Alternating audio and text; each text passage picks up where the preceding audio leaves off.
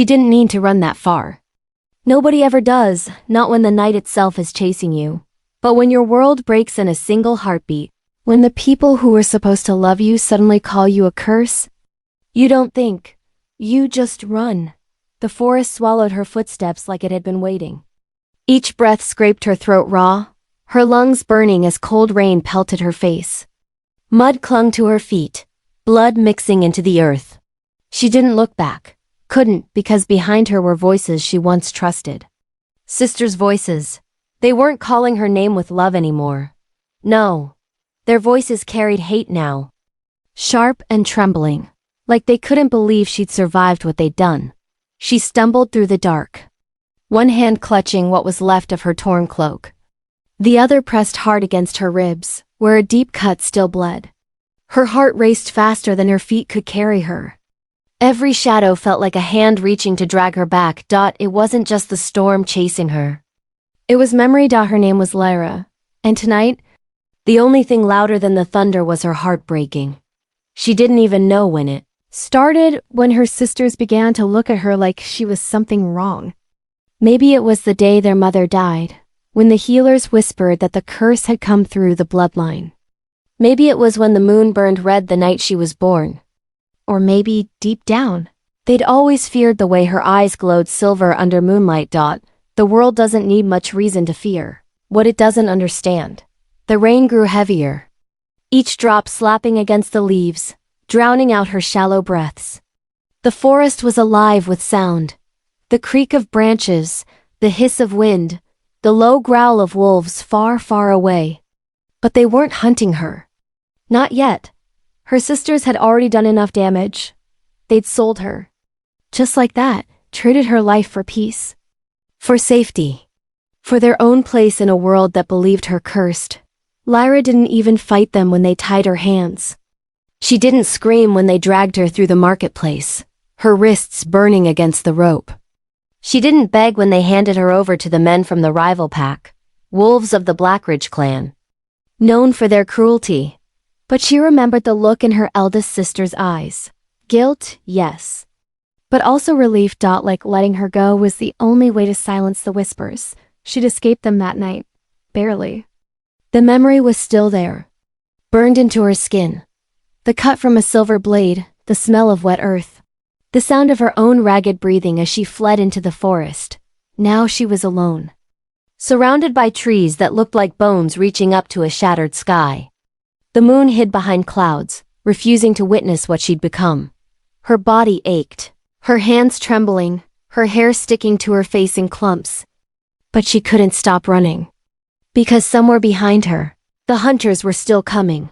Their scent carried through the rain. Metal, sweat, anger. Wolves mixed with men. Trackers with orders.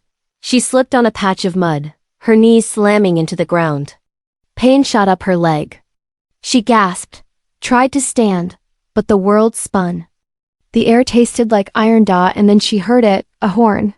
Faint, but close enough to curl her stomach. They'd found her trail. For a second she almost laughed.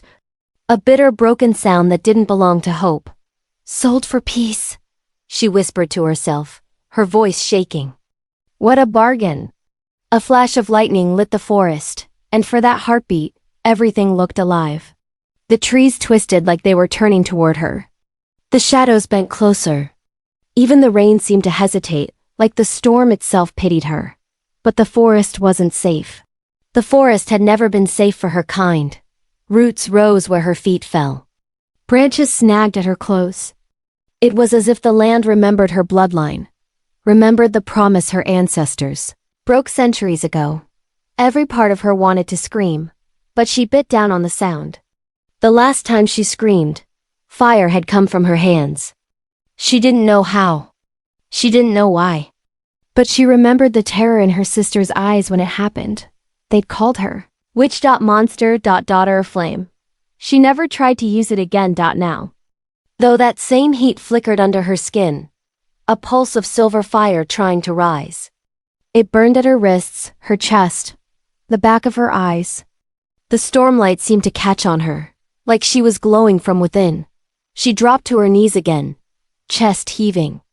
Mud splashed across her face, mixing with tears she hadn't realized were falling. "What do you want from me?" She whispered to no one, voice cracking. "What am I supposed to be?" The forest answered with silence. Only the rain replied. Steady, cruel, relentless. She forced herself up again, legs shaking, head spinning. Every breath hurt now. But she kept moving. Because if she stopped, they'd catch her. And if they caught her, they'd make sure she never saw the moon again. Behind her, the sound of pursuit grew louder. Feet pounding through mud, snarls cutting through wind. The hunters were close. Too close. A branch whipped across her face, slicing her cheek. She barely felt it. Her body had gone numb, running on instinct. Her heartbeat drowned out the thunder. Then, a sound, not a growl, not a human voice. Something else thought it was low, deep like the earth itself had exhaled. She froze. Every muscle in her body went rigid. Her eyes darted around the darkness, searching. The forest suddenly felt smaller, like the trees were closing in, and then she saw them, two golden eyes, glowing faintly through the rain. They didn't move closer. They just watched. Her heart jump to her throat. She stumbled back, breath catching. Her instincts screamed to run, but her body wouldn't listen. There was something about that gaze, something ancient, commanding, alive. For a long moment, nothing happened. Just the sound of the storm and those eyes. Steady and unblinking. Then the wind shifted. And she caught his scent, cedar, steel. And wild rain, a scent that didn't belong to her enemies, still. Fear clung to her ribs like cold water. She whispered. Half to herself, half to the night. Please. Not again. The golden eyes blinked once. And then slowly, a figure stepped forward. He moved like he belonged there, like the forest itself parted for him. Tall, broad shoulders soaked in rain. Dark hair plastered to his face. His presence filled the clearing before he even spoke. But what froze her wasn't his size or his power. It was the way he looked at her. Not with disgust, not even pity, but recognition. He knew her. Somehow. Her voice broke when she tried to speak. Who are you? No answer. Just that stare, steady and unsettling. Behind her the hunter's shouts pierced the storm again. She turned, panicked. They were close, too close. She looked back to where the man had stood. But he was gone. For a heartbeat, she thought she'd imagined him. And then, a hand caught her arm. She gasped, twisting, ready to fight. But before she could strike, his voice cut through the rain. Low, rough, like thunder trying to whisper. Quiet, he said. They'll hear you. His grip wasn't cruel. Firm, but protective. He pulled her behind a fallen tree, crouching low as the hunter's footsteps thundered past. Lyra's heart hammered against her ribs. She could feel the heat of his body beside her, the scent of Wolf and rain wrapping around her like a shield. She didn't know whether to trust him or bite him. The hunter's lights flashed through the darkness, slicing across wet branches. One of them paused, sniffed the air, then growled. Lyra held her breath. The stranger's hand tightened slightly around her wrist, not painful, just enough to steady her. Seconds dragged into forever. Then finally, the lights faded. The footsteps moved away. Only when silence returned did she dare to breathe. She turned toward him, her voice barely a whisper. Why did you help me? He didn't answer right away. His eyes studied her, searching for something she couldn't name. Then with a quiet certainty that made her chest ache, he said, Because you don't deserve to die for what they fear. She didn't know what to say to that. No one had ever spoken to her like that, not since before the fire, before the betrayal, before the world decided what she was. The rain began to ease, falling softer now. Steam rose from the ground where it met her skin, that faint silver glow still pulsing under her collarbone. She felt his eyes on it. He saw the light too. You should go, she murmured. If they find me with you. They won't, he said quietly. Not tonight. Something about the way he said it made her shiver. There was power in his voice, not the kind that shouted or demanded, but the kind that simply was. He stood slowly, his silhouette cutting against the faint light of dawn peeking through the clouds. For the first time, she saw the mark on his neck, the symbol of an alpha. Her stomach turned cold. He wasn't just any wolf. He was their king. And she was the one his kind had been told to destroy. He didn't reach for her again. He gave her space, like he knew how fear could bruise a person from the inside out. The rain softened till it was more whisper than storm, the drops breaking on leaves like hushed applause. Lyra stood there, shaky and small against the size of the trees, staring at the mark on his neck. Alpha, king, the kind of man other wolves bowed to. The kind of man who could end her with a word. She waited for the command that never came. Instead, his gaze slid past her shoulder, into the dark the hunters had disappeared into. He listened in a way only a born predator could still, tilted toward the wind, patient. When he finally spoke, his voice was lower, careful, like one wrong note could make the forest swallow them both. "You're bleeding," he said. Lyra almost laughed. Not because it was funny, but because grief pushed strange sounds out of people. "I know." The words scraped. She followed his eyes to the slice along her ribs. The cloth was soaked through. Her fingers came away red and rain-washed. "I'll be fine." "You won't," he said, not unkind. "Not if you keep moving like that. Moving is the only thing keeping me alive." He glanced at the ground, at the mess her feet had made of the mud, at the story her blood had written for anyone who wanted to read it. "Your trail is honest," he murmured. "Honest is deadly." She shifted her weight, and the world lurched again. The trees leaned. The sky swooped. She swallowed hard and forced her spine straight, as if pride could pin her upright. "I didn't ask for your help."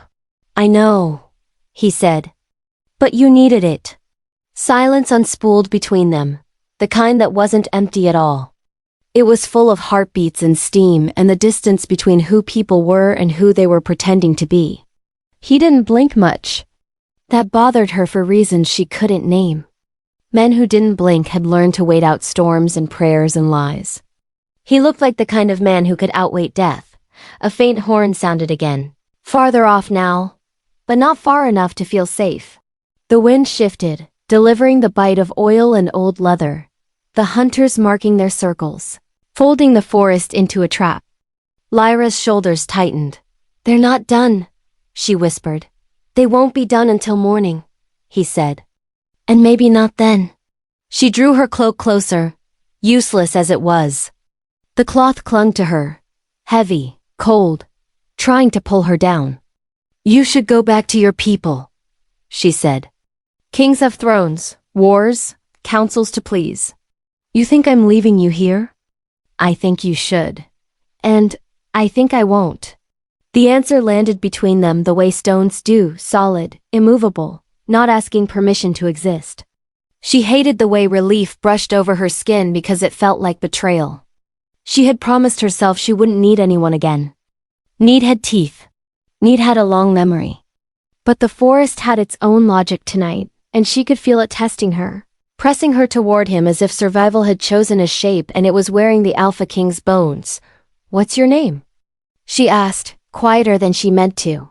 He studied her a second longer, as if there were a right to earn before he let a piece of himself out into the air. "Kale." The syllable fit his mouth the way rain fit the night. Simple, heavy, inevitable. She rolled it silently across her tongue, the way a cautious hand might test the edge of a blade. "Kale, you knew mine." He didn't apologize for that. "I did." "How?" She braced for some answer she wouldn't like, a bounty notice posted at dawn. A whispered order, a rumor carried by men who thought stories were arrows. Instead, his eyes dipped to the faint glow that throbbed where her collarbone met the hollow of her throat. Not bright enough to be seen unless someone stood this close. Bright enough to get her killed if the wrong person did. "Because the forest said it," he replied, too steady to be lying. "Because the wind's been carrying your name like it's a prayer that forgot who to reach?" Something in her chest pulled tight at that. She hated that it felt like being seen. Hated more that it felt like being forgiven. The forest doesn't talk, she said. But it didn't sound convincing even to her. It does, he said. Calm. Just not in words you recognize yet.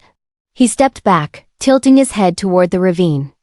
She hadn't noticed it before how close they were to a pair of black cuts in the land, twin scars running away into shadow.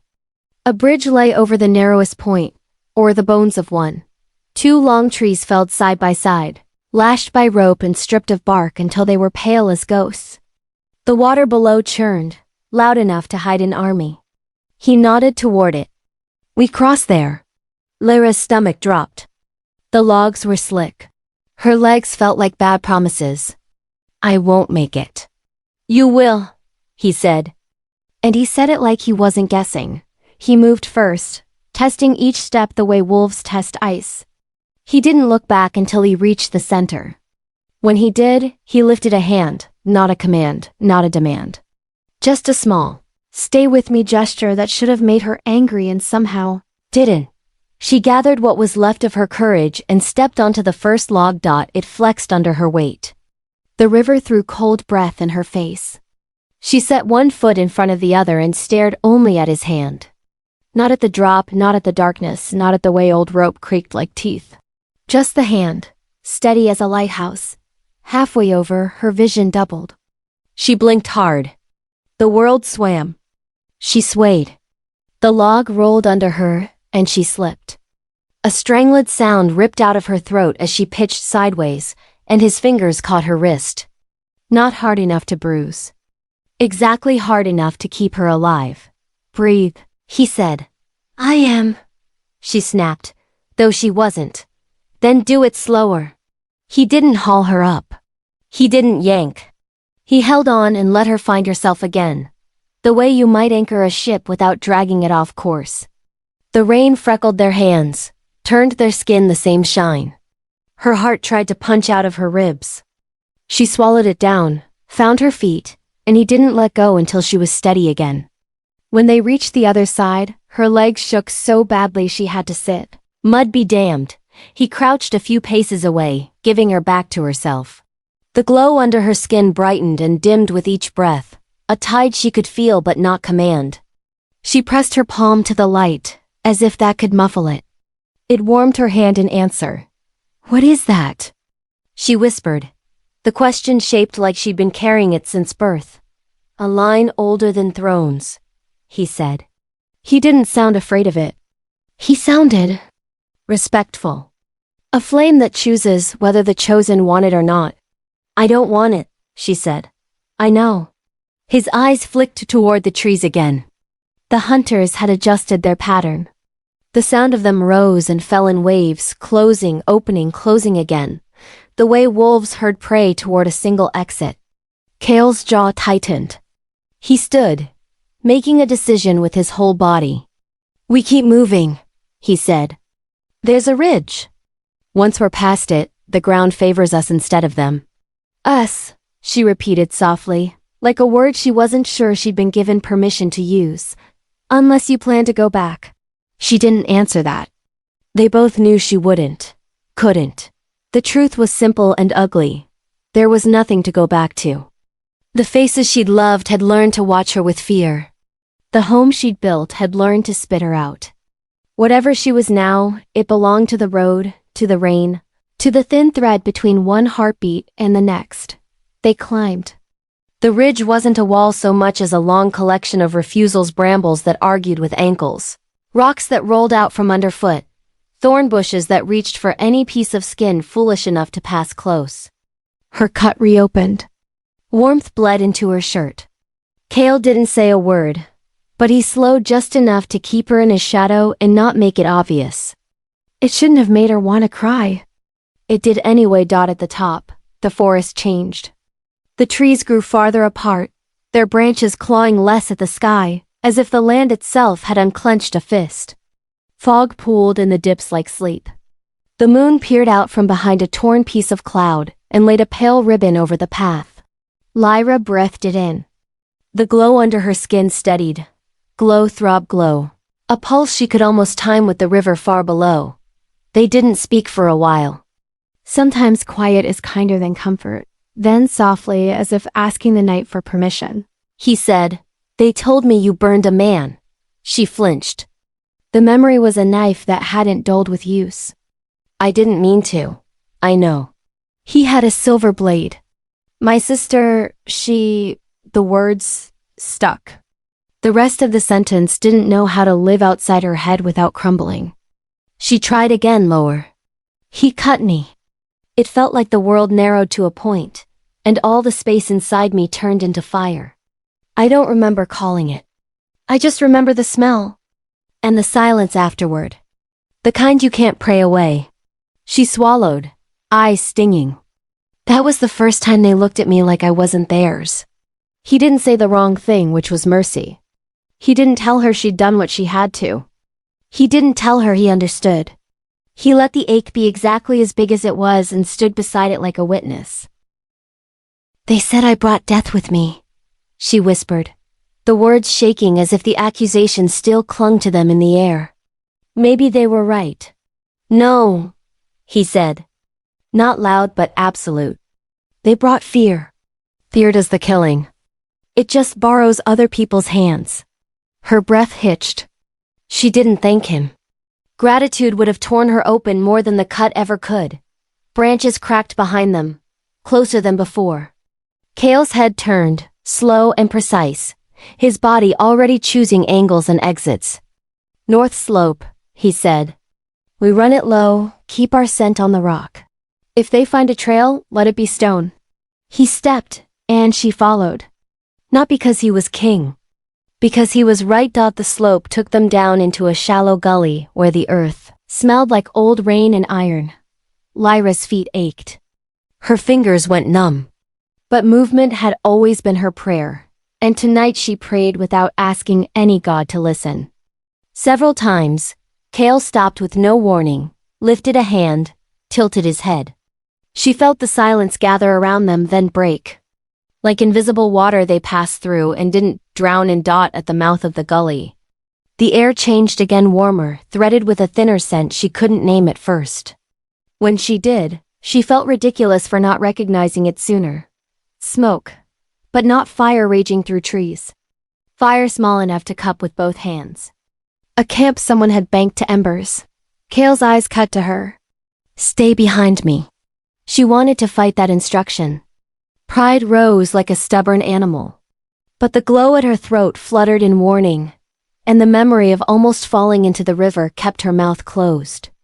She let him go first. They found the source under an overhang rimmed with knife ferns, a circle of stones and a handful of coals breathing red.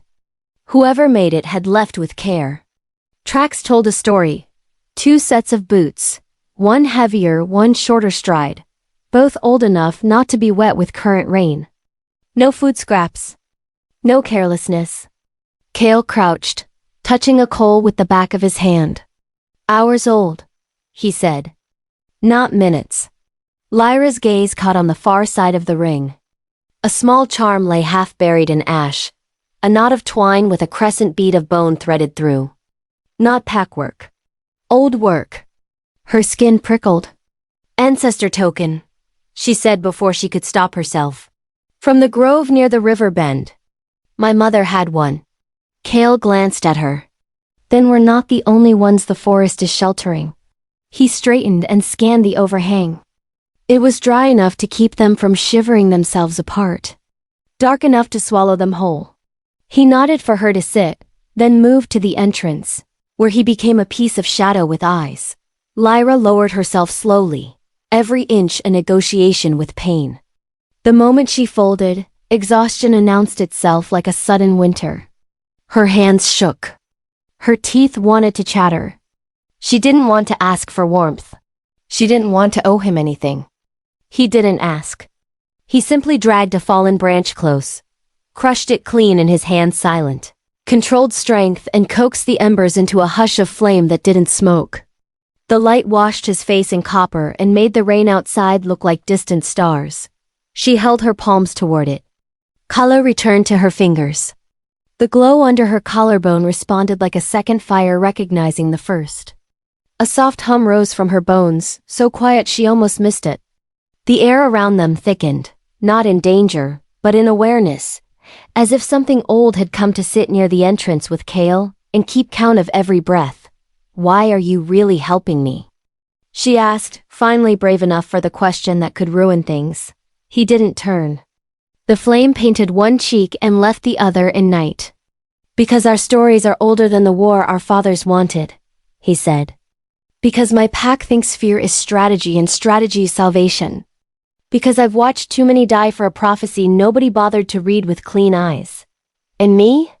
Her voice was barely a thread. "What am I to that?" He paused. The honesty in his answer felt heavier than any oath. "A name the moon said twice," he murmured. "Once to warn me. Once to bless me. That should have meant nothing. It meant everything." Her throat burned. She bent her head so the feeling wouldn't spill out where he could see it. A sudden stir in the trees stiffened him, and the moment tightened taut as a bowstring. Footsteps again measured, testing. Not hunters. Not this time. The cadence was wrong. It didn't swagger. It wasn't greedy. It was careful. The kind of careful that knew what else lived in the dark and chose to be respectful.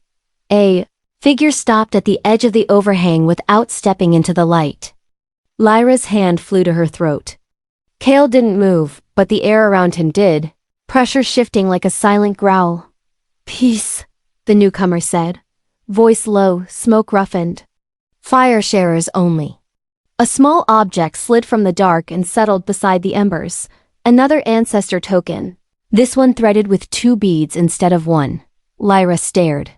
Her mother had taught her the code when she was small enough to sleep beneath a table while elders whispered. 1 bead, traveler. 2 beads, guide.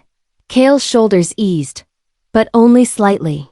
"Show yourself," he said. The person stepped forward, palms open.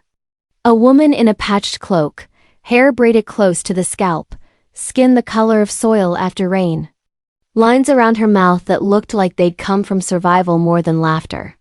She nodded toward Lyra, then toward the glow under Lyra's skin, and her eyes softened in a way sweetness never could because it grew out of knowledge.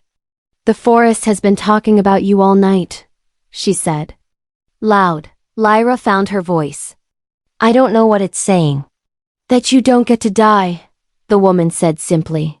She squatted, warming her hands. "And that the men chasing you won't like the shape morning takes." Kale didn't relax his guard. "Name, Marin," she said. "Wanderkin. Sometimes I find people who need finding." Lyra looked at the second bead on the charm and swallowed. "And sometimes you lead them?" "When the path wants leading," Marin said. Her gaze flicked to the cut along Lyra's ribs. "You'll scar," she added. "But you'll keep your breath." "Good," Lyra said, aiming for brave, landing closer to honest. Marin reached into her cloak and produced a small tin. She held it out for Kale first. He took it, never dropping his watch on the trees, and returned it after a breath-long consideration. Marin offered it to Lyra next. Inside was a salve that smelled like pine and something bittersweet, almost metallic. Lyra touched it and held back a gasp as warmth ran through her skin in gentle waves, knitting pain down to something she could carry. "Thank you," she said. "Don't thank me yet," Marin replied. "Dawn favors truth and dawn is close." It was. They could feel it in the way the darkness changed from absolute to layered, in the way the rain decided to become mist instead of knives. The world took a breath it hadn't earned and held it. Marin glanced between them with the ease of someone who had made a study of human distance. "You two have a ridge to cross and a prophecy to outrun," she said. "I can guide you past the first. The second. That one's yours." Kale's mouth twitched like he almost smiled and decided not to. "We'll take the first," he said. "The rest is a fight I've been meaning to pick." He looked at Lyra then, and for a second the king slipped and the man looked out tired, stubborn, too loyal for his own good.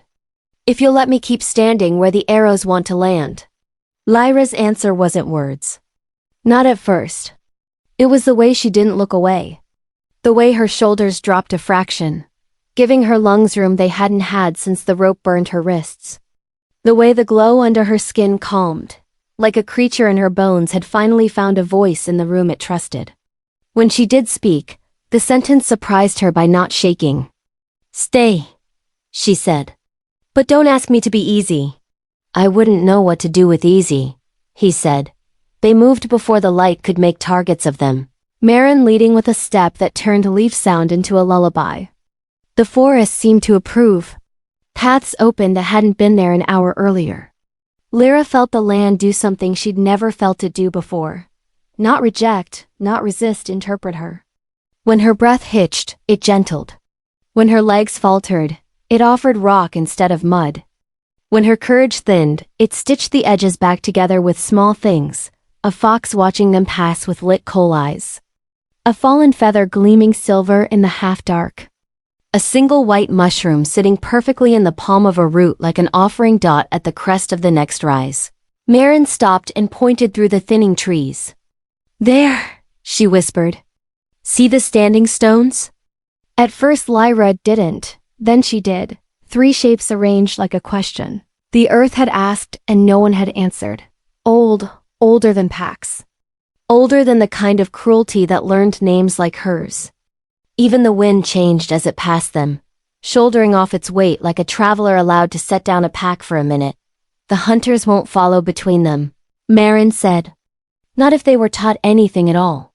Step where I step." They went single file. Lyra's skin tightened as she crossed the invisible line. The glow flared, and then settled as if something had recognized her and made a note. Kale's shadow overlapped hers, a brief, unintentional eclipse. He stayed close without crowding. On the far side, the world felt different, like someone had turned down a sound she hadn't realized was screaming in her ears. The 3 of them paused, listening. The hunter's horn rose once, twice, frustrated. Then the forest answered with a sound older than horns, a low, rolling growl that wasn't any single animal, deeper than any single throat, like 1,000 roots deciding not to be stepped on. The horn didn't sound a third time. Marin let out a breath she'd been holding. "You'll want the river path now," she said. "It's longer, but it leaves fewer lies behind. Why help us?" Lyra asked, not because suspicion owned her, but because gratitude did. And gratitude asked for reasons. Marin's smile was quick and without sweetness. "Because I remember a girl who ran," she said. "And I remember a man who didn't blink." She nodded toward Kale's mark. "Be careful with each other. People will call it prophecy. It will be harder than that." She pressed the 2-bead charm into Lyra's palm. It was warm despite the cold. "For the next person you find," Marin said. "You will. Even if you don't want to." Then she was gone. Taking her smoke scent and her measured step into a seam in the trees Lyra would swear hadn't existed before. They stood together, not touching, held in a silence that belonged more to them than to the forest. The river murmured ahead, promising both danger and root. The sky softened by degrees, a palette rinsed in pale. Lyra curled her fingers around the charm until its edges imprinted in her skin. She didn't deserve its weight. She accepted it anyway. "We move," Kale said, and she nodded. They did. The path to the river was narrow and honest, just like her trail had been, but in a different way. It didn't lie about the rocks or the drop-offs. It didn't pretend to be kind. It didn't need to be. It asked for attention and paid it back with passage. Lyra's breath found a rhythm she could keep. The wound tugged less. The glowhers kept time with the river like 2 hearts learning to listen to one another. When they reached the bank, the world opened. Mist rose off the water in ribbons. The first birds cleared their throats, testing morning like a new song. Kale looked upstream, downstream, then at her. He didn't ask if she could go on. He didn't question if she wanted to. He simply fell into pace with her, letting his presence be a shadow that warned other shadows away. She was still afraid. That didn't change. But fear had made room for something else. Thin, fragile, stubborn as green-breaking stone. Not hope. Not yet. The small cousin of hope. The one that shows up first to hold the door. Lyra lifted her chin. The air tasted different here. Cleaner. True. She felt the old pieces of herself, rearranging into something she didn't have a name for. Maybe the name would come later. Maybe names were just the smallest part of the truth. Behind them, the forest carried on telling its stories. Ahead, the river curved out of sight. She let the curve be enough. She let the next step be a promise she could. Believe for the length of one breath and then the next dot, and if your chest tightens for her now, if a part of you wants her to keep moving and another part wants her to finally rest, stay close. There are roads like this one, and there are nights like this one, and there are names the moon says twice. If you want more of those, if you want to walk with her until the light changes and the world admits it was wrong about who she is, you know where to find her story. You know where to find us. Subscribe to Crimson Moon by Benny quietly, like a secret you keep on purpose, and let this fire keep you warm. The storm didn't end so much as it stepped back to listen. Rain thinned to a mist that hung low and tense, a breath the forest refused to release. The world held still as if it sensed the moment turning. Lyra's knees hit the wet leaf litter and kept going. She folded forward, palms pressed to the ground, chest squeezing like a hand had closed around it from the inside. Heat pulsed under her collarbone, one bright throb, then another like warning lights in a body that wasn't sure it belonged to her anymore. She tried to drag air in, but the air dragged her instead. It felt thick, mineral, heavy with iron and bark. A single drop slipped from her chin to the soil and vanished, as if the earth wanted what she shed the way thirst wants water. The shadows around the ravine nerved themselves closer, gathering at the edges of her vision. And then clean as a blade they parted. He stepped through with the quiet that belongs to things that never have to announce themselves. Broad shoulders. Wet hair striping his brow. The kind of presence that changes the temperature of a place. His eyes didn't glow like lamps. They burned like metal pulled from a forge and cooled just enough to hold. Molten gold. Not bright, weighty. Don't, her body said, so softly it never turned into sound. Don't trust. Don't want. Don't need. His gaze tracked the curve of her breath, then the tremor in her hands, then the sliver of light beneath her skin. He knew what he was looking at. He understood more than he let on. He stopped just far enough to give her back to herself. Rain ticked off the tips of his hair and died on his coat. The clearing took shape around the two of them, a circle of flattened fern. The ravine's black mouth yawning to their right. The trees leaning in like audience and witness both. He said her name without asking for it. Lyra of the Crescent Blood. It wasn't a question. It wasn't a threat. It was an answer, called out like a boundary and a vow at the same time. She flinched anyway. The instinct ran bone deep now. Flinching cost less than believing. The words punched through years she hadn't named yet. Years of being almost an other and never enough. Fear rose, sharp at the edges, and then, because she was still alive, defiance rose too, taking its place beside fear like two wolves that had learned to share a ribcage. You shouldn't be here, he said.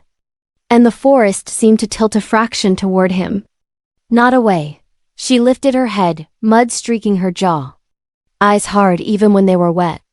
Neither should you, she rasped, and hated the way the sound betrayed how little air she had left. He took one step closer and the clearing measured the distance for them both. His aura, if that's what you call the pressure a person exerts on the world just by being in it, arrived before the rest of him did. It pressed against hers, and hers, unstable as a storm that can't decide where to break, pushed back. The collision wasn't loud. You felt it more than heard it. A small wave under the skin. A flicker in the mist.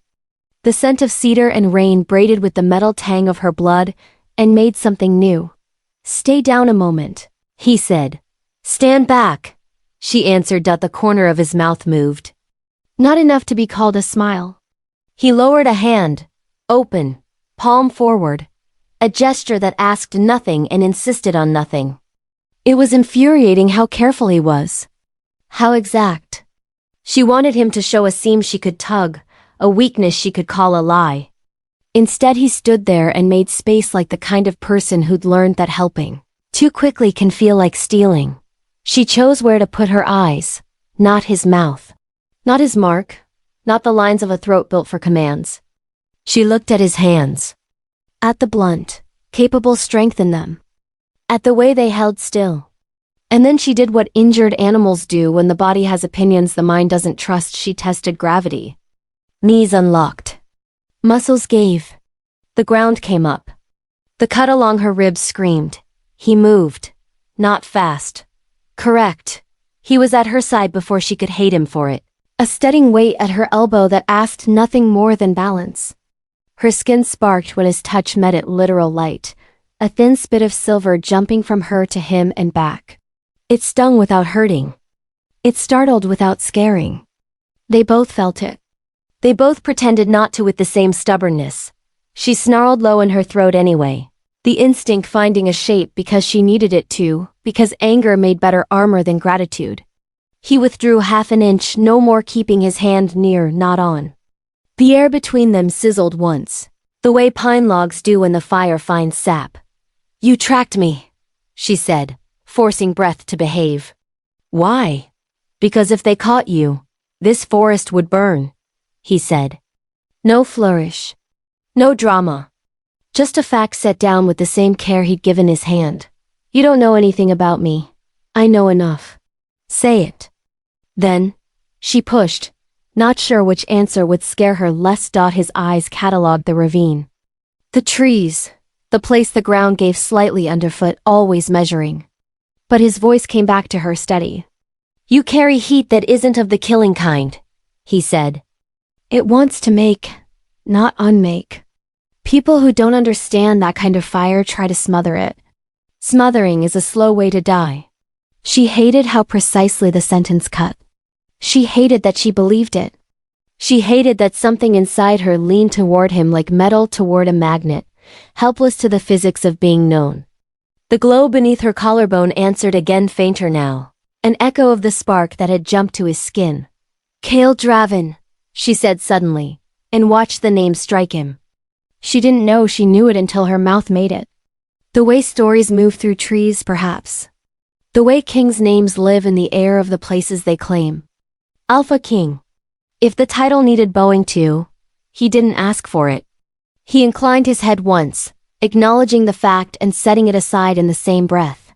There are men behind you who wear other people's choices like armor, he said, returning to the only thing that mattered. Their orders say bring you breathing or not at all.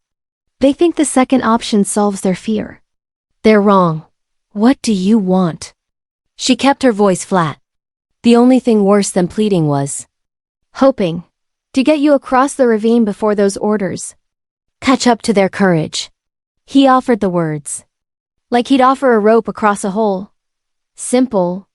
Useful. Nothing else tied to it. Her body weighed the offer. So did the forest. The mist shifted. Thinner above the slick stone lip of the ravine. Thicker where feet would slip if pride tried to go alone.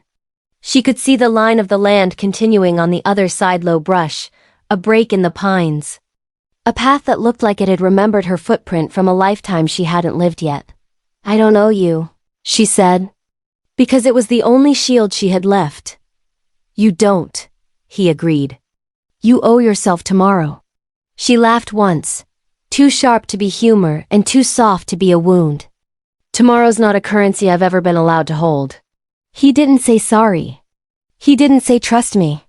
He stepped sideways, putting his shoulder between her and the ravine's drop while keeping her in his eyeline, and set his hand close again without touching. Choice. Always choice. If he was a trap, he was the strangest trap she'd ever met, one that gave you exits and asked you to choose one. She pushed against the ground. Against the ache. Against the memory of rope and silver and voices that had once called her sister. She stood. Every tendon protested. The cut throbbed to its own measure. The glow under her skin steadied to a quiet, watchful pulse. He shadowed her without smothering. Together they approached the narrow place where the rock leaned close enough to pretend to be a bridge. She set her foot on slick stone and felt the world choose a direction around her. The air cooled at the edges, warmed where their shoulders almost touched. The water below didn't roar. It waited, patient in the way deep things are. Midway across, her foot slid a fraction. Balance pitched. Her vision went white on the edges. He didn't grab. He came alongside and offered his forearm, palm skyward. The way you offer a sip to someone too proud to drink. If you hold the cup for them. Lyra's fingers hovered above his skin, as if they were the ones deciding what kind of person she was. She let them land. The contact was light as breath and held like steel. Another small spark jumped between them. Less shock now, more recognition. Their steps found a rhythm, her quick, precise corrections. His slow, anchoring patience. When they reached the last foot of stone, he took his arm away first so the final step would be hers alone. On the far side, the ground rose.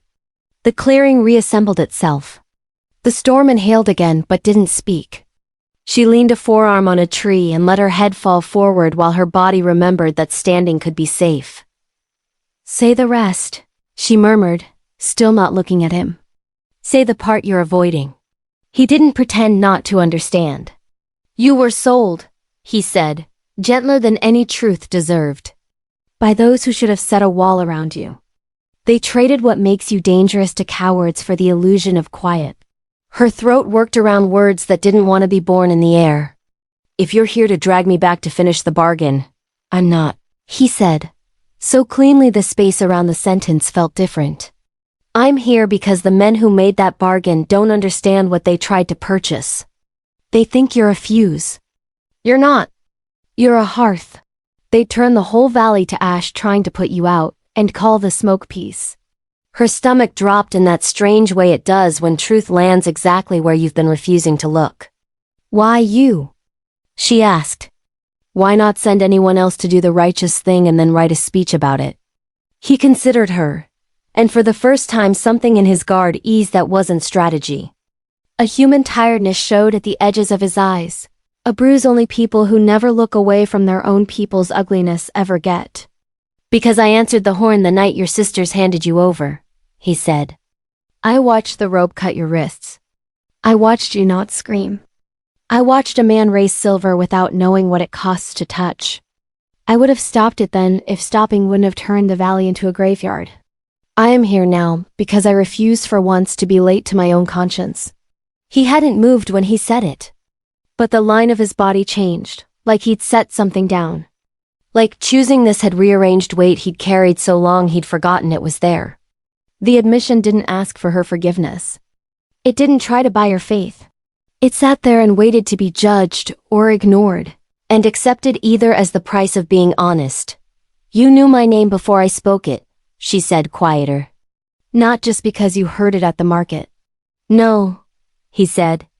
"Because the land says it differently when it says yours." His gaze flicked once to the throb of light, then back to her face. "And because it says mine differently when it says it near you." Heat rose in her skin for reasons that had nothing to do with fire.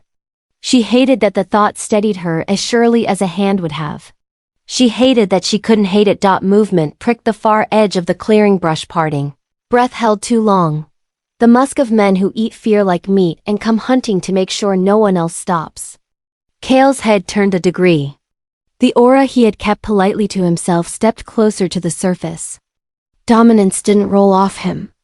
It condensed, deliberate and controlled, the way weather does when it decides to be a storm. "Time's done being generous," he said, voice back to iron without volume. "Listen to me once and exactly, Lyra of the Crescent Blood. I will set them on a trail that isn't you. When I do, the wood will try to tell you to hide. Don't. Follow the ridge to the white tree that looks like lightning turned to bone. Wait there. If I don't come, keep going east until the river runs quiet enough to talk over. If I do come, you won't," she said automatically. Because it cost less to wound. First. He met the blade without bleeding. If I do, he said again, unbothered by the cut. You and I decide together what this power of yours is for. Not what they tell us. What we choose. Her pulse stumbled. The sentence scared her more than the men approaching did because it required something none of the others had asked for. A life. Why protect me? She asked one last time, because if she didn't anchor this moment to a reason she could throw later, she'd have nothing to wield when the fear came back hungry. Say it in a way I can carry. He didn't blink. Not out of hardness, but out of accuracy. Because you are not their sacrifice, he said. And I am done watching altars eat girls and calling it order. He moved then 2 steps toward the brush. Shoulders loosening in the particular way a body does when it's preparing to be weapon and shelter at once. The forest adjusted around him, recognizing what he was about to become. She almost reached for him without meaning to. She didn't. She took 1 step toward the ridge, then another, feeling the clearing try to keep her, feeling herself refuse. Kale, she said, and the name worked better than a prayer. He glanced back. She gave him what she had, which was the smallest possible truth. Don't be late again. His answer was a breath that might have been a promise if promises hadn't gone bankrupt in her currency. I won't, he said. He vanished into the dark like someone who had never needed light to see. The clearing pulsed once, twice, adjusting to his absence, and the storm finally remembered how to fall. Lyra turned toward the ridge. Every muscle in her body ratified the motion. The glow under her skin went quiet and alert, like a sentinel lighting a small lamp and setting it by a door that would not be opened for enemies. She climbed without looking back. The air thinned and sharpened. The path tightened into honesty. Behind her, men who thought a girl alone was the smallest problem of their night found out what an alpha king looks like when he decides a life won't be taken on his watch. Ahead of her, a white tree waited, bones made of lightning, ready to see what she would choose when no one's eyes but the moon's could witness it. The white tree met her like a witness that kept records and never spoke. Its bark rose in lightning-struck veins, pale as old bone, smooth where storms had polished away roughness. Lyra set her palm to it and felt a slow, subterranean heartbeat that wasn't the tree's and wasn't hers, a third rhythm, older than both, agreeing to let her stand. The ridge wind edged cold under her torn cloak. Her wound tugged at each breath. She didn't close her eyes. Closing them was how memory chose its own doors. She kept them open and let the past come anyway. It didn't arrive as a story. It arrived as textures. Her mother's hands, chapped from work, gentle like someone who knew how to hold a flame without smothering it. The smell of boiled herbs and rain-wet thatch. The taste of salt the day the midwife came late, muttering about omens and colors of moons. The way the house felt too big once the wailing stopped. The way the village stepped around silence as if it were a body. Whispers had filled the gaps that grief left. Witch's blood, carried on the hiss of water through reeds. Moon-marked, tucked into flour sacks, traded between elbows and glances. None of them said orphan. That word would have been too merciful. It assumed a missing thing had been love. Lyra grew tall in a house where hunger and duty pretended to be family. Her sisters were older, sharper, learning the math of survival as girls too often do. If there is not enough, we will make not enough into a god and feed it whoever the world lays at our threshold. She learned to be quiet. To master seams and shadows. To let her chores be a spell for keeping. She stole small kindness for herself in places no one thought to look, a button with a star carved into it. A ribbon kept clean under a floorboard. The memory of her mother's laugh pressed between pages of a book she couldn't read. She did not ask the moon why it watched her differently. She did not ask the river why it carried her name when there was no one left to call it. She asked only for mornings to pass and nights to be survivable, and for her sister's knives to stay metaphor. They did until they didn't. The day the bargain grew a mouth, the sky had been too clear. Heat shimmered over the road, turning distance into a lie. Men came riding with their cruelty folded neat under armor and their hunger polished to shine. The eldest sister's hand trembled as she twisted the rope. Not hesitation, anticipation. Lyra held out her wrists because fighting inside a home builds ghosts that never stop walking, and she was tired of company she couldn't name. The first bite of hemp felt like acknowledgement. The second felt like subtraction. By the third, her hands had learned the shape of being property. She counted steps down the lane because counting was the last thing that was still hers. People on porches found things to look at that weren't a girl being traded. The market smelled of fish and fear. Voices rose, bartered, lead. The leader of the Blackridge Wolves wore a grin that touched nothing above his teeth. Silver flashed. A blade kissed her ribs and left a red sentence she would read for a long time. She remembered not screaming as a kind of defiance. If they wanted sound, she would give them the mercy of silence and let it haunt them instead. She remembered her sisters' faces, one pinched with triumph disguised as relief, one already rehearsing grief to spend later as currency. One turned slightly aside as if she could angle herself out of the mirror of what they were doing. Lyra memorized them because memory is its own revenge. The forest tasted of iron when they dragged her out of the village. The men walked like they owned their bodies and the space around them and the path ahead and the breath in her lungs. Night rose up quick, as if it had been called to a duty it hadn't wanted. Then something happened that none of them understood, and all of them would pretend later had been inevitable. The fire under her skin woke. It didn't explode. It articulated. It found her palms like hands remembering other hands. It mapped itself along the lines of her bones, slow and exact, asking permission from nothing. A hunter touched her with gloved fingers made arrogant by metal. The heat answered like a boundary. The blaze was silver, not yellow, and when it took him, it didn't scream. He did. His body collapsed as if a lie had been removed from its architecture. The clearing went soundless in the way shock does. Lyra stared at her hands as if they had spoken a language she should have known and had somehow forgotten. She pressed them to her chest to muffle the light. She failed. Everything that followed built itself on that moment. Fear learned her shape. Stories lost their verbs and swallowed her name whole. Her sisters found a way to name themselves the injured and the righteous without choking. She found a way to run without permission. Now the white tree hummed against her palm, as if it could hear that night, accumulating behind her ribcage. Wind siphoned heat off her skin and gave nothing back. She wanted to be just cold. Simple cold. But there is nothing simple about being marked. A twig snapped behind her and the present narrowed to a single point. Kale arrived without the sound of arrival. His breath condensed in small clouds. His hair had collected the mist like dark thread catching light. He didn't ask if she was all right. Questions like that can sometimes be knives giving clean handles. He came to stand left of her shoulder. Not touching, not crowding, close enough to defend. Far enough to let refusal be available. You climbed, he said. Observation. A small nod to the fact that choosing often costs more than the distance suggests. She nodded once.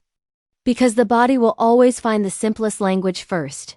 He shifted half toward her, and that's when he saw the brand. The cloak had dragged against bark and left fabric skewed from the wound. The mark at the edge of her ribs lay open to the cold and the king's gaze. It wasn't a simple burn. It had been pressed with the time and pressure of someone intending a theology. A circle intersected by a blade that tapered not to a point, but to a crescent. The flesh around it had healed the way hurt learns to stand stiff, resigned, insisting on function. His attention didn't sharpen. It focused. He recognized it. He recognized it with the particular stillness of a man who knows that recognition opens doors you can't close. The crown seal, he said softly, as if volume might change fact. Old right. Older than my father admits when he wants to feel civilized. She didn't flinch from him seeing it. Shame had no use here. Shame belonged to the hands that made the iron hot. They said it would keep me from wandering back, she said. They said it would teach me a lesson about belonging. It taught them a lie they preferred to the work of understanding, he answered. And the words sounded like something he'd been rehearsing against a world that never let him speak them. He knelt without asking. Not to occupy a height, but to meet the level of the harm. And watch the brand the way healers study a wound they can't cut away. His thumb hovered a breath above it, respectful of pain, listening to heat. His pupils thinned, Wolf brightening in human eyes, not as threat but as instrument, reading what human sight does not. The bond mark that only alphas carried, a fainted sigil near the curve of his neck, warmed as if answering to an echo, fated mate. The phrase didn't ring like a trumpet in him. It rang like a bell underwater, muffled, true, moving all the same. There are recognitions that come as thunderclaps and recognitions that come as the way. A pattern resolves and you finally see what the lines had been measuring all along. He breathed once, deeply, to set the knowledge where it wouldn't make a fool of him. He didn't say the words. Saying them would put a frame around something that wasn't ready to hang. Lyra watched the calculation run across his face and become something gentler. She felt unsheltered in a new way. Not exposed, seen. The difference altered her balance. This wasn't made by your enemies, he said, studying the edges. It was made by people who wanted to sell obedience to men like me. She surprised herself by answering with a calm she didn't feel. It didn't take. It never does, he said, and something like apology threaded through his certainty.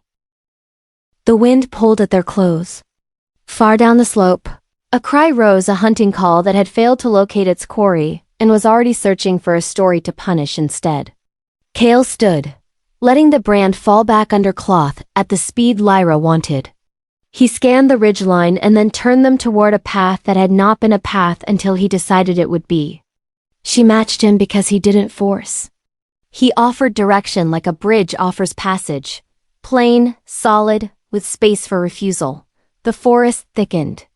The white tree receded behind, still watching. As they moved, the narrative inside Lyra refused to stay quiet. It pressed images up in sequence she hadn't given it permission to sort. Her sisters laughing over dough.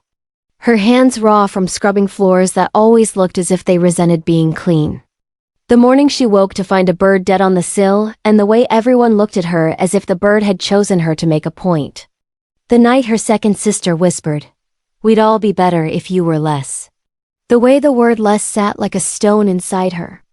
And how she learned to build a life around it because nobody offered her more. Kale smelled the change in her, breath without looking. Wolves count truth in exhale and pulse. He kept his voice level. When did it first speak? He asked, meaning the silver. Meaning the thing under her skin that chose power like breath chooses the next second. She answered without the false modesty of people who don't want to be called dangerous. The night by the river, she said. When the man with the silver cut me? It wasn't rage. It wasn't defense. It was correction. It touched what touched me and turned it into something it could survive. And afterward? They called it murder, she said. But the only thing that died that night was a certainty people should never have had.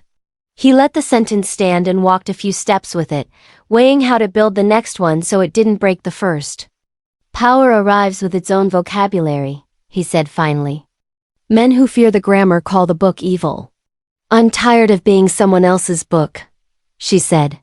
Good, he answered. Then don't let them read you. Ahead, the trees loosened. The ground leveled into a plaza that nature had made and time had set a table in.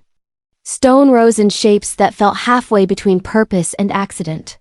Moss had written history in green. The ruins of Varen did not announce themselves with grandeur. They assembled themselves quietly out of age. And when you realized what you were looking at, humility rearranged your spine. Lyra felt her pulse drop into a slower gear, one that matched the place rather than the pursuit. The air here folded differently around breath. Sound took longer to arrive. Kale paused at the edge and inclined his head, a small, private greeting. We ask answers of smart earth here, he said. Sometimes it gives them. Sometimes it shows you the shape of the question you should have asked. They entered.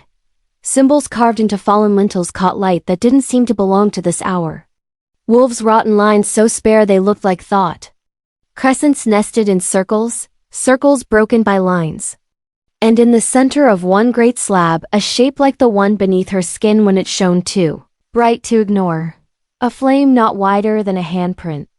Etched as if the carver had been careful not to insult fire by dramatizing it. Lyra moved toward it and felt Rather than heard, the rustle of spirits shifting attention. Wolves in their long sleep turned their faces toward her without moving a bone. Names spoken so long ago, the syllables had learned to live in wind curled around her ears. The hair on her arms lifted. The glow at her collarbone pulsed once, hard enough to sting, then threaded itself back down into quiet. Kale watched the place respond to her and kept his posture easy, the way a man does when he's standing between a truth and the people who will try to steal it. To his right, a row of stones bowed inward, not because they were told to, but because respect had weight. A scatter of prey bones lay near the altar, arranged in patterns that said, offering more than death. The moon, still thin behind cloud, leaked red through a rent and laid a narrow stripe across the floor at angles that made geometry feel like a prayer. Wolves on the edges of the clearing lowered themselves without command. No eyes were on Kale. None of them were his. They were Varine's old guardian shades that kept watch when living sentries forgot how. They bowed because they recognized something in Lyra that had not come here to be bowed to. Lyra's throat closed. She took a step back, then forced herself forward 2 more. The past had hands. This place put them down. She reached toward the central stone, and the carved flame warmed under her fingertips as if heat could swim through granite. No language formed. Images did. A woman with hair like night fire and a Wolf with eyes like rain standing back to back while the valley decided whether to burn or bloom. A line of girls marked with crescents who each carried a different version of the same burden. An alpha who learned to bend before he learned to stand so that when the storm came, he wouldn't break and call it fate. She snatched her hand away, breath shuddering. "I will ruin you," she said to Kale. Not because she believed it, but because fear needs something to point at when awe has taken its breath away. "You will change us," he said. Ruin and change look alike to people who only learned one word. She shook her head hard enough to make ache into glitter at the edges of vision. "Take me out." "I can't, this is too much." "I will if you want," he said. "But listen first." The wind rose. Not loud, deliberate. Words weren't pushed into shape. Meaning condensed. Her name came through as sensation, the way the first drop of a storm feels on skin. The way bread smells when you have not eaten. It wasn't Lyra. It was her. Followed by a second thread of sound that wasn't sound at all. Not a warning. An invitation. Something like, "Choose the way, you will be dangerous." She backed away until her shoulders hit the cold of a standing stone. The brand under her cloak prickled as if iron were waking in sympathy and then subsided as if deciding the conversation wasn't for it. She shut her eyes because she needed to choose which world to look at. The one that demanded she be small and safe, or the one that asked her to stand where frightening things bloom and remain gentle anyway. Kale did not touch her. "You are not the curse," he said, the words quiet, oath steady. "You are the prophecy misread." She opened her eyes and found him across from her, haloed by the ruin's plain grace, shoulders square not from violence but from willingness. Guilt moved across his face like weather and passed. He let it pass because guilt is an element, not a home. "I should have stopped them sooner," he said. "I should have cut the rope. I chose peace with cowards the way boys are taught to. I am here because I am done being a boy in a man's work. What if I break everything?" Her voice didn't shake. "Despair speaks more clearly than hope when it's tired. Then we will build," he said. "Not what they had. What we need." The moonline slid farther across the floor as cloud rewrote its edges. Somewhere beyond the ruin, a horn blew and then choked, as if the throat that carried it had reconsidered its usefulness. The spirits at the perimeter stepped back, generous with privacy. Lyra set her hand one more time on the carved flame, and did not pull away, when heat opened time like a door and showed her not fate but branches in one. She ran until running became identity and the story ended with her bones, hidden under a patient tree while the valley told a sanitized version decades later in another. She stayed and killed a king because killing is easy when all you have is fear and memory agrees it deserves company in the third. She learned what her hands were for, and it cost more than blood. And the packs called her names until they saw their children stop hiding. Her body leaned barely toward the third. She hated it for asking so much. She loved it for not asking permission. She stepped back from the stone with a kind of poise. That is just a name for exhausted courage. Kale didn't ask which road she'd seen. He didn't need to. The glow beneath her skin steadied in a way that taught the ruin a new note for its song. "Take me out," she said again, but the sentence had changed. It included him now. He nodded and led her from therein, as if escorting a storm through a city without toppling the lamps. Wolves that had bowed did not lift their heads. They listened to the rhythm her steps made and amended their own stories in silence. The moon drew its red curtain closed and left only ordinary light to measure distance.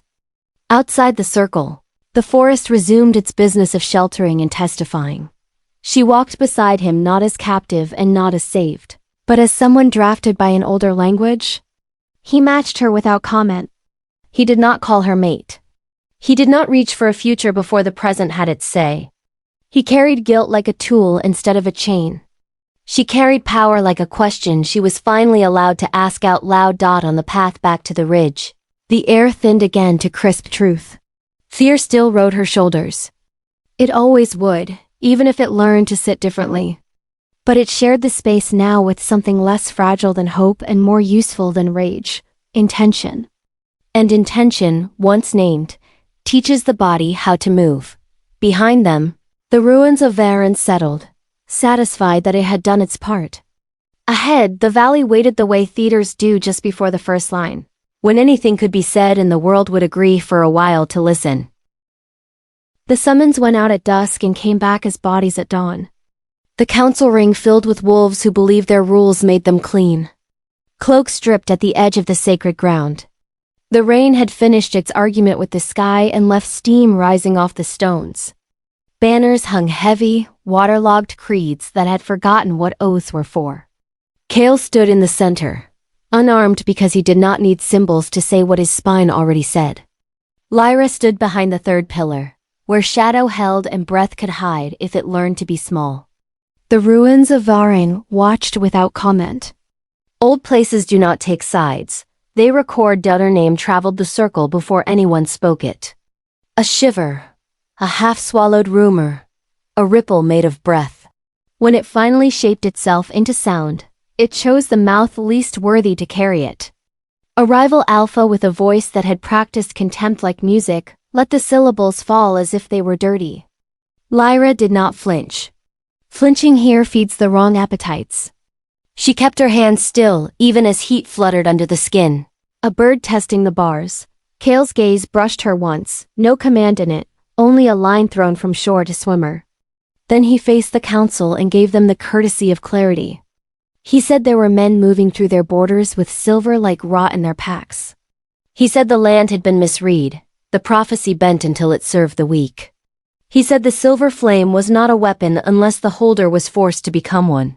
He said, without theatrics, that anyone who raised hand or blade to the girl under this valley's moon would learn what an alpha becomes when he is done being patient. The accusation arrived anyway.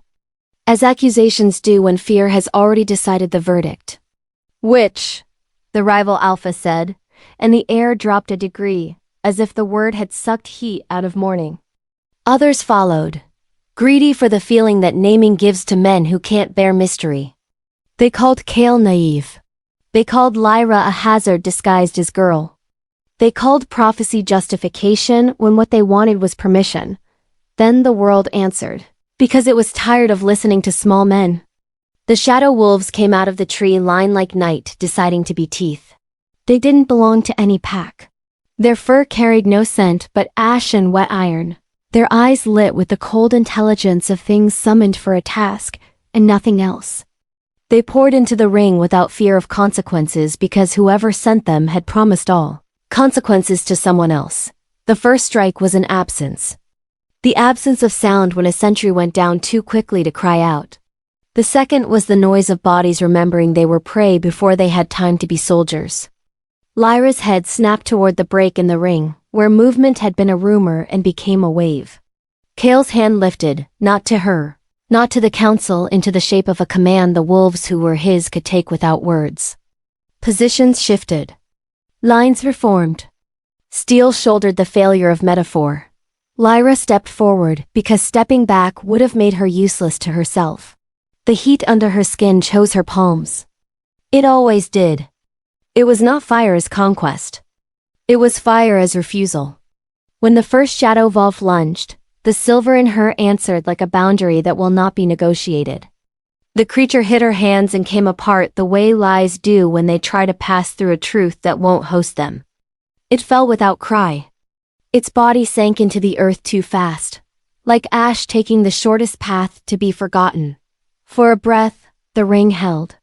Then stasis gave way to chaos. Shadow piled on muscle and old oaths. Wolves bled. Men shouted the names of gods they didn't treat well on quiet days. Kale moved like a fulcrum in the middle of it all, anchoring a dozen lives at once. He fought without flourish. Efficiency had its own grace. Where he passed, the line held. Where he looked, fear remembered its manners. Lyra did not seek the center. The center had other hands. She found the edges where collapse begins flanks, where the young and the unready stood because they had been ordered to and not because they knew how.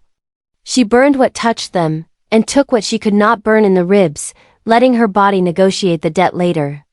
She saw a yearling pinned beneath a shadow's weight and put her palm to the thing's spine. The smell that rose would have broken lesser eyes. She saw a counselor with a voice loud in safety biting his tongue as his own blood found his mouth. She turned the wolf that had him into steam, and let the man decide what to make of being saved by what he had feared. It went wrong anyway. It always does. A pup, too small to be near such work, and too brave to obey the rule that had kept him behind the third pillar, darted into a gap because courage had shouted and he had answered. A shadow wolf arrived like subtraction and Lyra reached in time but not in full. The fire ate the creature. The creature had already torn the boy. His eyes met hers with confusion first, not pain. Then the pain arrived all at once, a total eclipse. He died with his hand reaching for a father who was killing something else. The sound the man made cut past the battle. It became the moment the council would later point to when they needed a point. Because grief makes useful kindling for men who plan to build pyres. Heat flooded Lyra's hands without instruction, more than she'd ever let it. The stone under her feet cracked. The ruins' carved lines brightened and then dimmed as if deciding whether to interfere. She pulled the fire back with a force that made her vision spark black. It obeyed because it knew who it belonged to. It hated with her that it had been forced to touch innocence to stop evil. Silence never truly falls during a battle, but there are pockets of it, and one opened around the boy's body. Into that pocket slid a sentence that had been waiting all morning to be said. "Curse!" a voice declared. Someone with authority that didn't deserve the word. Others picked it up, passed it along like a tool that both cuts and keeps hands warm. Kale turned. Not slow. Reluctant. He saw the child, saw Lyra, saw the shadows steaming away, saw the council already building an argument out of a corpse. He looked at Lyra last, because last things matter more. In his face, the truth. If she hadn't burned, the body count would be worse. Also in his face, the other truth. Politics care less for logic than for leverage. He set his shoulders against the council with the same simplicity. He'd set them against the wolves and spoke the words he had choice measure. Context but grief made. The ground slippery and fear used the slick to slide its case into place. The declaration landed, like a verdict written before trial. Curse it. The ring accepted it because accepting things is easier than examining them when blood still smokes. The law that had been bent all morning snapped back and tried to break the necks of everyone under it. Kale's mouth shaped a refusal, a command, a plea. None of those would have worked. Lyra saw it. She saw the crown on him turn heavier. She saw the calculation in the eyes around him. How much of their king they could keep and how much they could afford to cast out with the girl who refused to apologize for being alive. She did not wait to be sentenced. Banished is a word that steals movement. She took movement back before they could say it. She walked to the edge of the ring while men assembled speeches and grief hunted for a name to blame. She bled with her chin up. She looked once at Kale, giving him the mercy of not asking him to choose where the entire valley could watch him choose. He stepped toward her anyway, half a step, the kind that starts wars if made whole. She left him that half. She carried the rest into the trees. The forest closed around her like a door that respected the person who used it. She didn't run. Running would have let them write the narrative for her. She let her hands cool against the trunks as she passed them, signing her apology to bark for the heat she had dragged into a place that liked its fire small and useful. Her body shook. She didn't indulge it. She chose a direction because choosing is the difference between exile and leaving. Night waited in the mountains. It always does. By the time it met her, the ache in her ribs had matured into a full argument, and the cut tasted of iron and winter. She found the valley Kale had once promised, the hidden one the wind never bothers because it likes to keep a secret it didn't make. The lake there was a mirror that had learned to refuse certain reflections. Moonlight lay across it narrow and clean. She dropped to her knees at the edge and cupped water to her mouth. It hurt the way purity hurts a throat used to smoke. She didn't call him. She didn't ask. She lay back on cold stone and let the sky weigh her down into sleep she didn't trust. Dreams came with the ease of things that don't need permission. Ancestors gathered on the ridge lines like thoughts. Wolves danced in halos of red and white moons. Fire braided with rain, and neither of them won. They simply learned a step that kept both honest.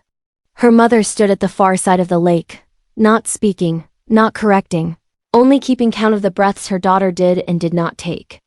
Lyra woke with tears drying like salt maps along her hairline and a calm that sat strange in the chest. A guest who refused to leave even when fear returned with its usual luggage. Kale arrived after the second bird called the hour. He did not announce himself. His shadow met hers first. He carried the scent of battle and ash and something that wasn't defeat and wasn't victory continuance. He was wounded in places that would scar well and in places that would ache when it rained.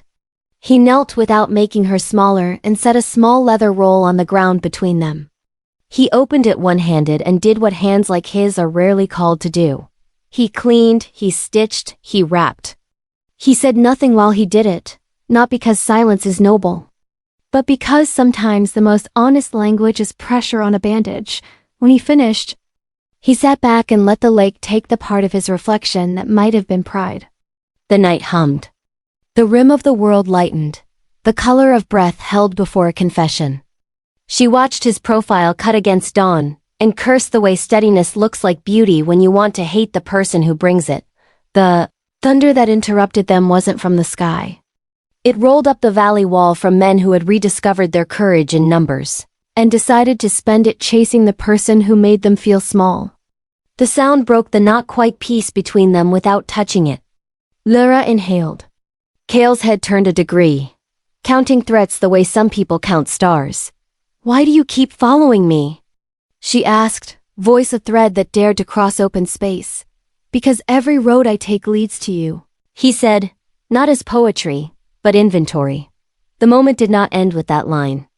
It deepened. It made other moments possible. She leaned toward him without moving. He leaned toward her without breaking the angle. The lake held there almost and did not distort it. Lightning cracked over the far ridge and the valley counted seconds without finishing. They let distance be devotion for now. And let devotion be the thing that made distance bearable. It could have stayed like that, 2 stubborn lives, learning how to avoid breaking each other, while the world prepared to break them both.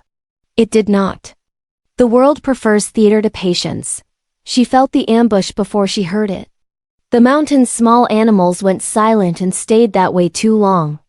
The wind turned aside as if it had been asked politely by something that didn't understand it couldn't command wind. She stood.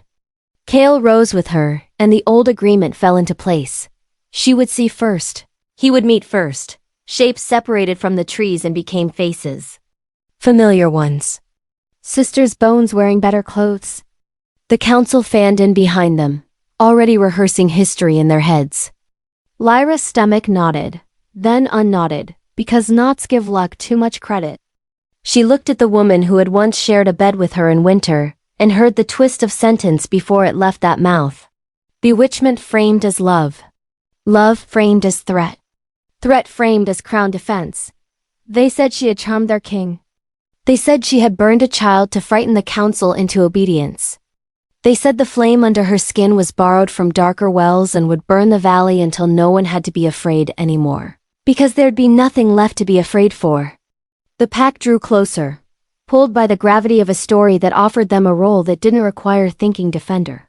Rescuer, righteous fury. Kale stepped forward, and the mountain measured the distance he closed. He didn't shout. He did not threaten. He did not kneel. He said the simple facts. The shadow wolves had been hired. The boy had died because cowards set monsters upon their own assembly. The flame had saved more lives than fear would admit. He did not say mate. He did not say fate. He said choice, and he said future, and he set them down where men could see them, even if they refused to pick them up. Silence met him, then split into hungers. The council tested his authority and found it inconvenient. The sisters tested his patience and found it deeper than their courage.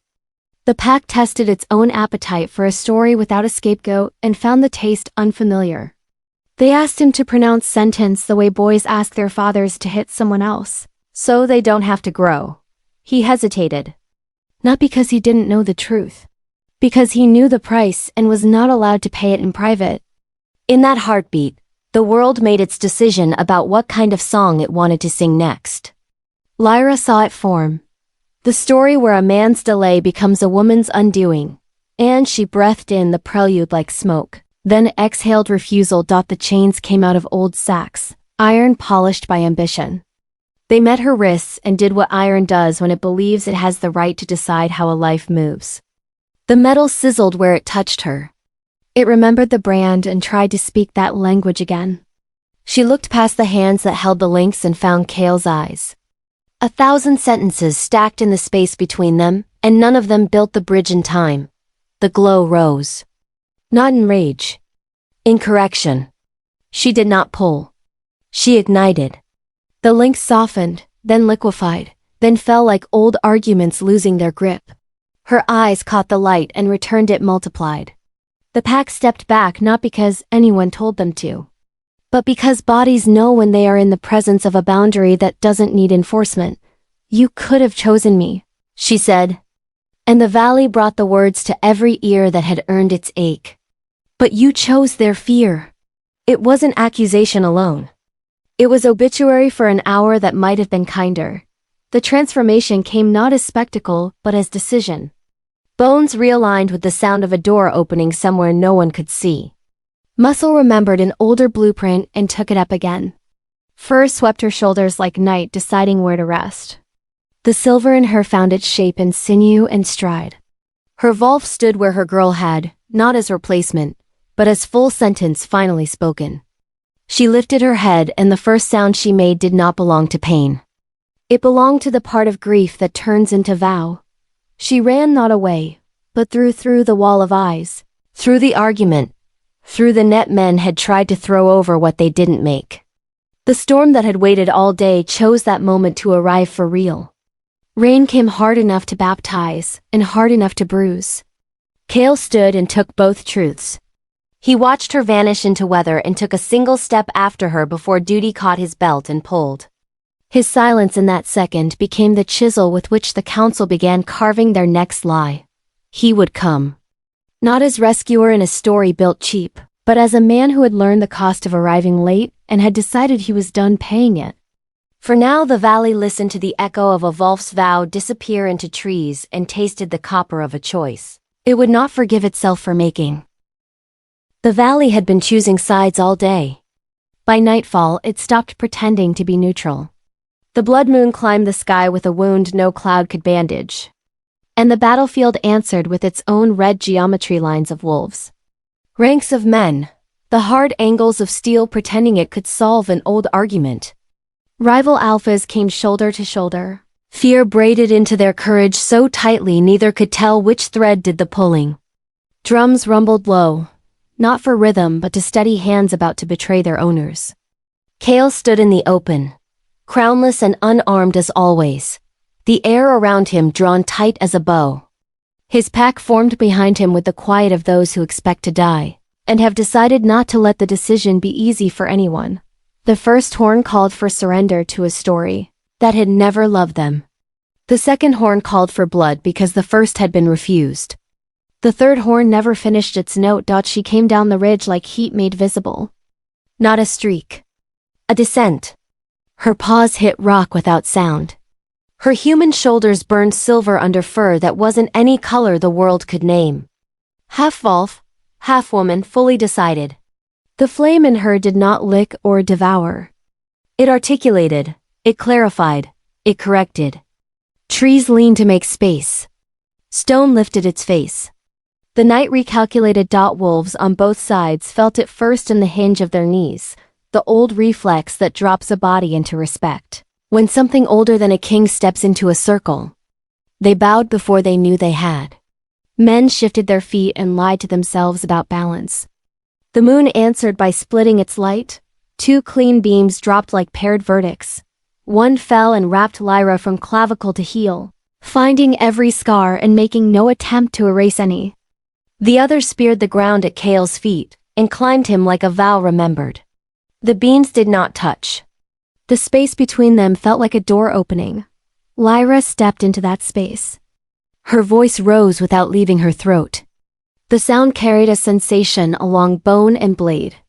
I am not your sacrifice. It wasn't a plea. It wasn't even a refusal. It was a boundary line burned into air. The rival alphas flinched as if she'd named the sin they were hoping history would forget. They lunged anyway, because cowardice often chooses momentum over reconsideration. Shadow creatures poured out behind them, the same ash dogs that had stained the council ring summoned, again by hands that had decided consequences belonged to other people. They hit the front of Kale's line as if trying to erase it.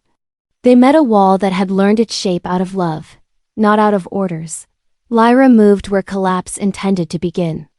Her fire left her hands not as a flood but as precise strikes that seemed to measure the hearts in front of her, and decide case by case how to proceed. Summoned things crumpled the moment she touched them. The corruption that animated them shriveled like meat pulled off heat at the exact right second. When her flame licked living wolves twisted by a lesser alpha's compulsion, it did not consume. It melted the command out of their sinews and left them blinking, confused, alive. The ground crisped under her bare feet, and then seeded green in her wake. As if the earth understood this burn and had prepared answers for it long before she arrived. Kale took the left line and made it hold. He did not look for her. He built the space she needed to work. When blades found him, he broke wrists. When teeth found him, he gave them forearm and drove them into the earth and taught them that hunger is not an argument. He bled in lines that would later be maps. His wolves poured into the places he left. He set a rhythm and the pack learned the song. The rival alphas tried theater. They howled their names into the moonbeam and got nothing back. They cried witch and got silence from throats that had once joined that chorus. They tried to outshout the boundary she had drawn and found that volume isn't authority. One rushed her with a spear dipped in ground silver. Its point found the skin over her ribs. The silver hissed like a lie meeting air. Her body took the blow the way rock takes rain, registered, acknowledged, unchanged. She put her palm to the haft, and the spear remembered it had once been wood in a forest that had liked being alive. It fell to pieces in her hands. The alpha stumbled back, stripped of the story he'd planned to tell about himself.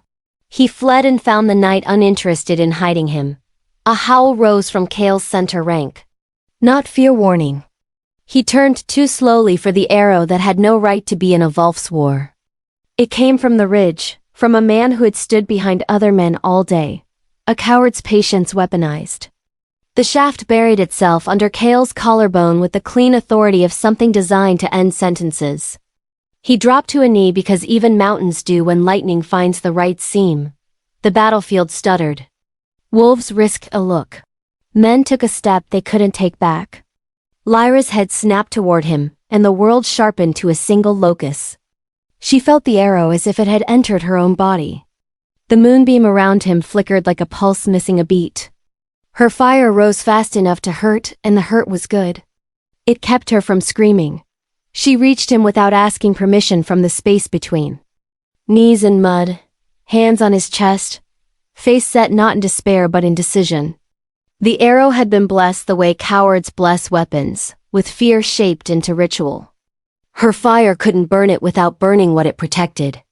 So she didn't burn. She poured. Essence is not a word people in this valley used. They liked their language to stay on the surface of things. She opened what lived beneath the glow and let it move. It flowed out of the hollow at her throat into him like water that had been heated enough to comfort but not to scald. His breath shuddered. His eyes rolled once and then fixed on her face because there are anchors the body recognizes better than air. She found the metal with the careful heat that knows how to soften glue without harming paper. The arrow slid free like a confession pulled out instead of argued out. She sealed the torn edges with a line of silver that went dull as it cooled, as if choosing to be scar not spectacle. Giving takes from the giver. The world tried to tilt her sideways. She steadied on his shoulder. Her Wolf rocked once under her skin as if reminding her of limits. She ignored it the exact amount that makes a life possible. He caught her wrist, human fingers warm over a pulse that had learned to run too fast. No word passed. They didn't need the weight of sound. He rose. She swayed. The beams tightened. The pack roared and moved as one body. Corruption hates spectacle when it isn't in charge of it. The shadow creatures faltered, as the ridge behind them lit with shapes that had helped summon them, and now found their courage audited. The land patient until that patience threatened the children it had been counting stood. Roots lifted. Ground swelled. The ash dogs tripped fell and were swallowed by a soil that chose to digest this rot quickly. The wolves who had arrived as rivals recoiled from the edge and discovered the edge had teeth. Those who dared a last charge broke on a line of fire that did not burn hair or flesh. Only the command that had yoked them. Lyra and Kale moved together the way. Two lines move when they were drawn for the same diagram and didn't know it until the quill made the curve. He took blows meant for the hand that heals because he had hands built for such work. She broke oaths that had been pretended into law, and left the men who'd spoken them with the smallness that was always the truth of them. Wherever she passed, the ground greened. Wherever he planted his feet, the breaking stopped. The moonbeams narrowed until they almost touched, and then, gently, did one thin seam of light laid between them like a hinge. When it broke, it was because the valley needed the light everywhere. The beams shattered into a spindrift of silver that rained over the entire field, and sank where it was needed most, into wounds that meant to cripple, into hearts that meant to harden, into seeds that had been waiting in the soil for someone to tell them this was a safe season. Howls turned from war to bewilderment to relief in 5 breaths. Steel sounded like apology when it hit the ground. Silence is not peace, but sometimes it's the beginning. It fell in shreds, then in sheets.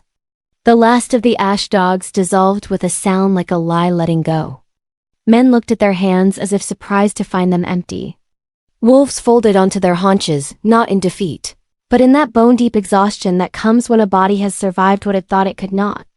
The blood moon lowered its red face and seemed, for a heartbeat, less sure of its darkness. Lyra's legs forgot duty.